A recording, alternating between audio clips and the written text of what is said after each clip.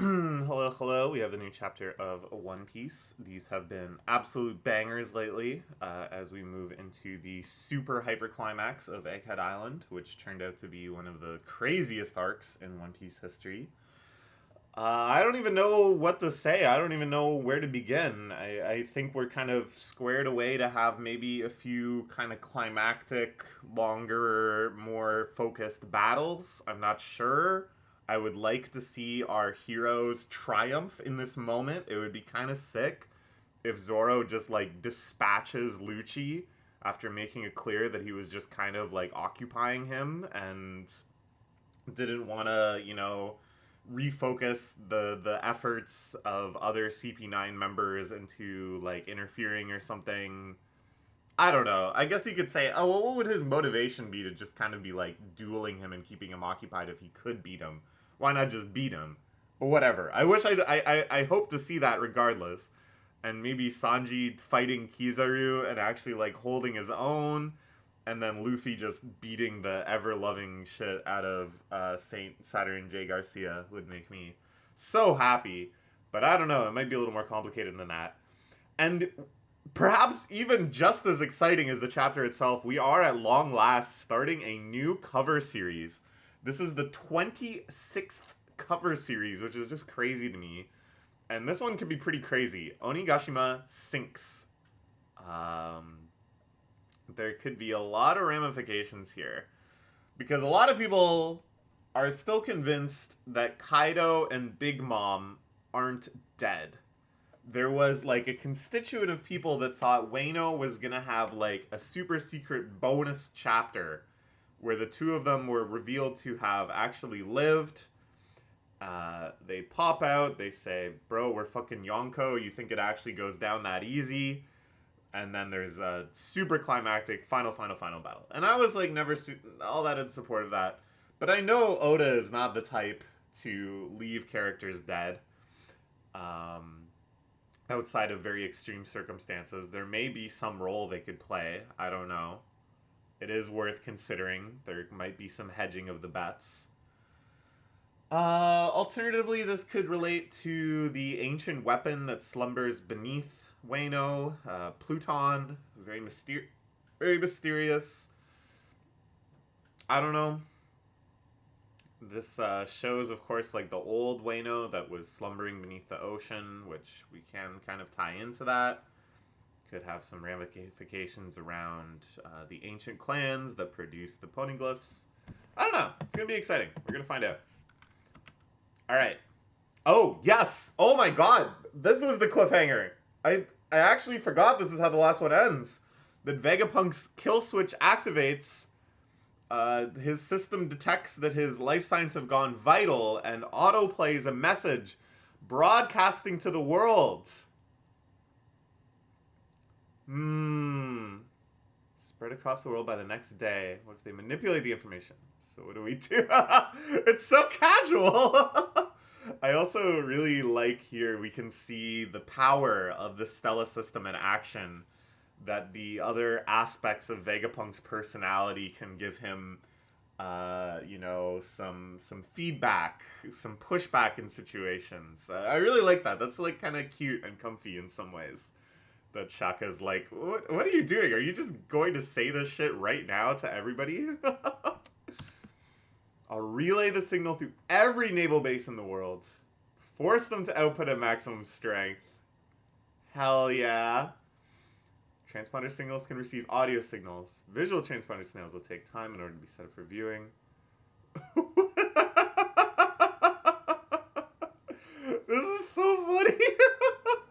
Just something about this situation where Luffy is using Gear 5, his giant form, this completely inexplicable ancient entity that might represent like the fundamental spiritual powers of the world, grasping in his hand one of the peak forces of the world's military might, and just kind of like shoving back one of the leaders of the entire world's kingdoms, and just being like, "What is that?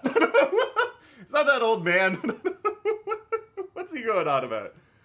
And Saint J. Garcia, like sweating in this like demonic rage, just like, oh shit. That seems so long. In fact, that it will give those who might not want this message heard the time to interfere it. Okay. So in 10 minutes, this message will be broadcast to everything, everywhere, all at once. Every screen, every speaker in the world is going to start broadcasting. Is that true, or is it just Navy and military intelligence? I kind of wish it was every speaker everywhere, just for this idea of the whole world gets the surge of knowledge and the revolutionary spirits takes hold, and this is what brings us into the setting of the final arcs of One Piece, is this gigantic spirit of revolution the world over, not dissimilar to when the Great Age of Piracy first began.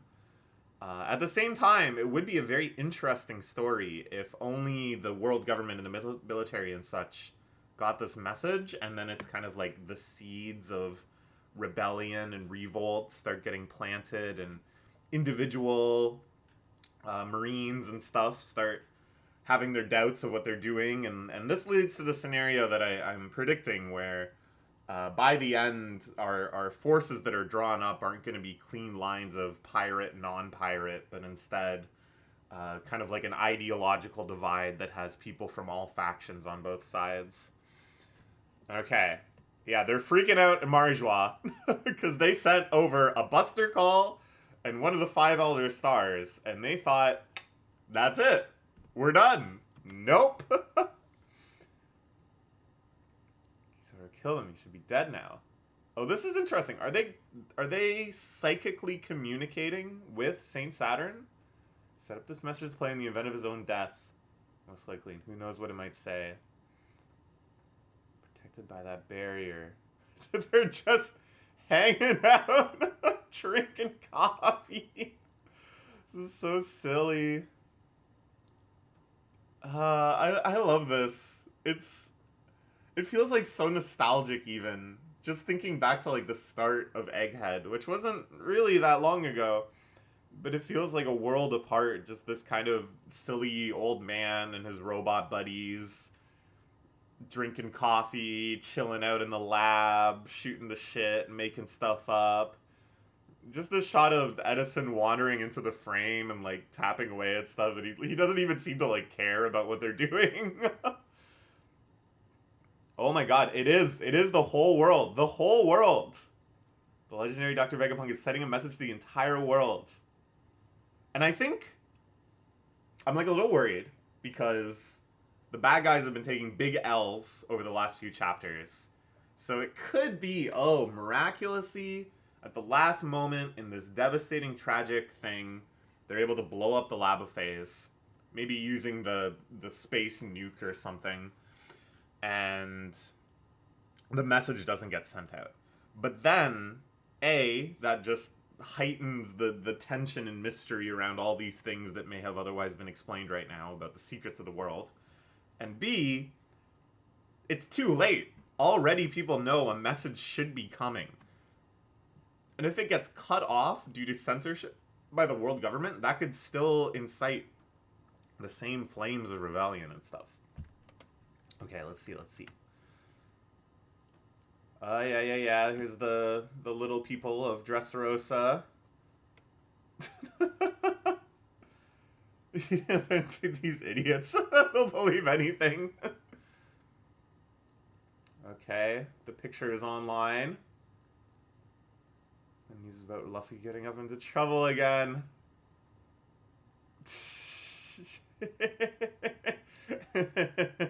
They're gonna listen to it though.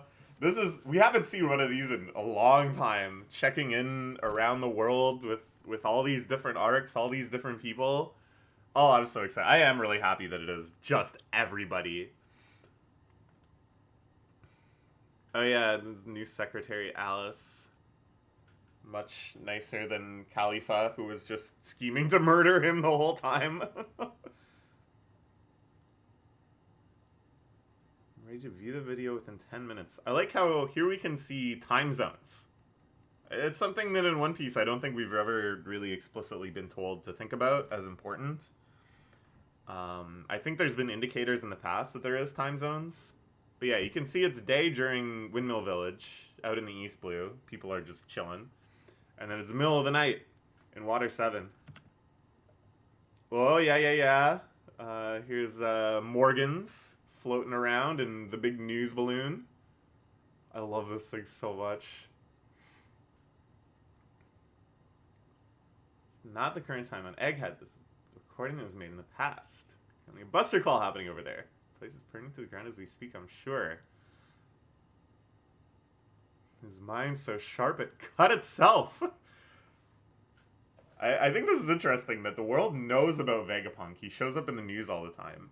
Nobody's, like, seen him before. Nobody, like, knows what's up with him, really. They just know, oh, that was invented by Vegapunk. This is another invention by the wondrous Dr. Vegapunk, blah, blah, blah. And it's like, that's kind of how we saw the character, too. Up until, like, 100 chapters ago. He was just some guy. Not even 100 chapters ago, like 50 chapters ago. He was just, you know, some guy. The man who brought light to the world.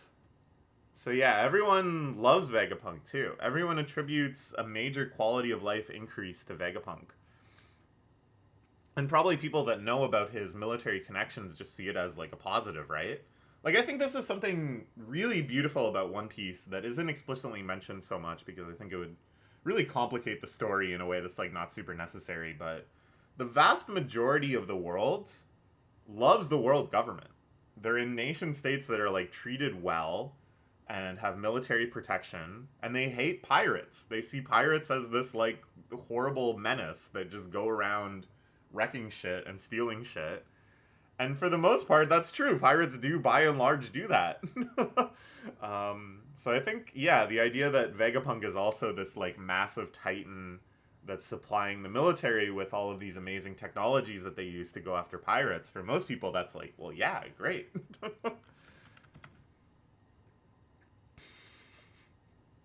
Calculate the chances of jamming are exceedingly low. All right, let's go. Wow, she hasn't seen Vegapunk since the stellification.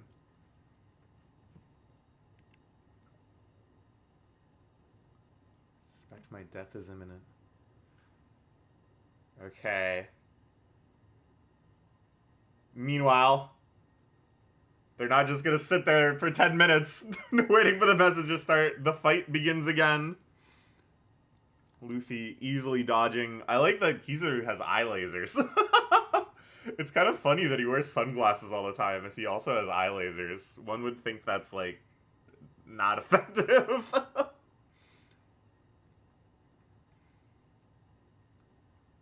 From now until the moment my friends get away, I'm keeping you guys right here. Oh, this is so sick. Dawn symbol.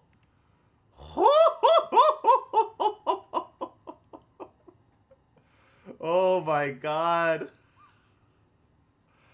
Oh my god, that's so... He turned them into little squish dudes. Holy crap. What the hell? I like the use of symbol, too. You know, very associated with drums, the drums of liberation.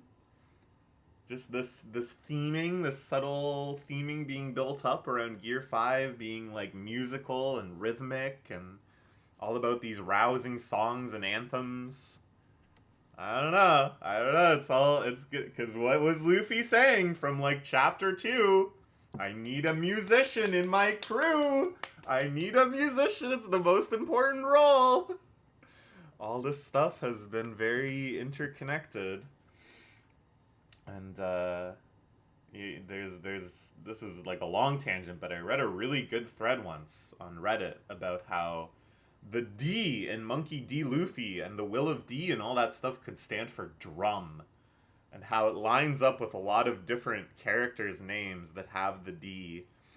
And, I don't know, more and more I'm like, maybe. He sends them flying like frisbees.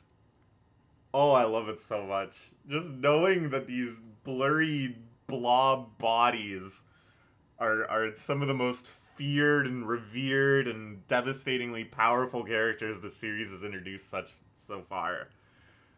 And ever will introduce. There's nowhere to go in the power scaling from here. Oh my god. Nothing I do damages him. But Kizaru is freaking wrecked. They've never seen something like this, an admiral getting annihilated. But yeah, the resilience here of Saint Saturn is pretty interesting. And we did see earlier when he was stabbed, he just regenerated. And at the time I talked a lot about how characters in One Piece don't really do that, right? Like there's kind of like limited healing and stuff, and there's really crazy stuff like if Luffy just eats a lot, he's back at 100%. But you know, very rarely does a character actually take damage, not just like dodge it because they're low gear or whatever, but like actually get hurt, and then through some unexplained force, just like regrowing my arm.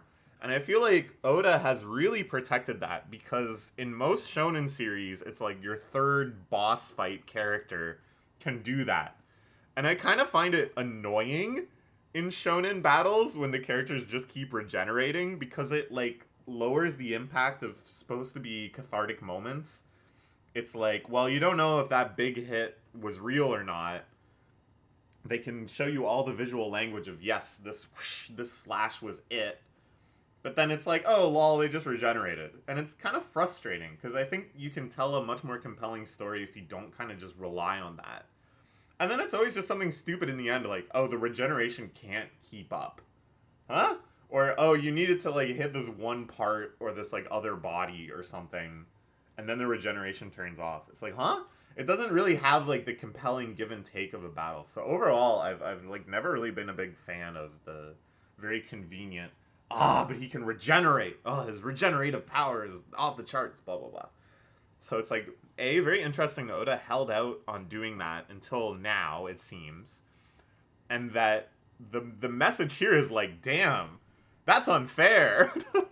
Luffy's like pissed off. Like, what is going on? Why aren't my attacks damaging you? This extremely foreign, extremely like evil regeneration power has been limited to this most brutally unfair and evil character. So how will Luffy deal with it? And how will they deal with the message relaying soon? I'll make the summons. Oh shit. Oh my god, are they all showing up? Also, look at his face. He's so evil right now. Are they all showing up to Egghead? It looks like there's 4 more blasting in. Holy crap. This is so wild. Oh my god, what's gonna happen? What's gonna happen? I just don't know what's gonna happen. We'll see you next week. For real though, what's gonna happen? It seems like the 5 Elder Stars are all gonna show up. There's no way our heroes can just beat them now. This is going to really inspire the hasty retreat. God, this last page this spread is just so crazy. Just all the like fun, cutesy techno buildings and ruins. It's the way these black lightning bolts fire down. God, this is so fucking cool. So yeah, they're definitely gonna be in beating a hasty retreat mode right now. And the real question is, will Vegapunk's message get out? Or will the censored message in turn spark a revolution? We just don't know. Okay. But it looks like they're on the verge of escaping. They've made it to the Vikings pirate ship. I don't know. I don't know. I don't really have anything else to say, I think. We'll just eagerly await the next chapter. See ya.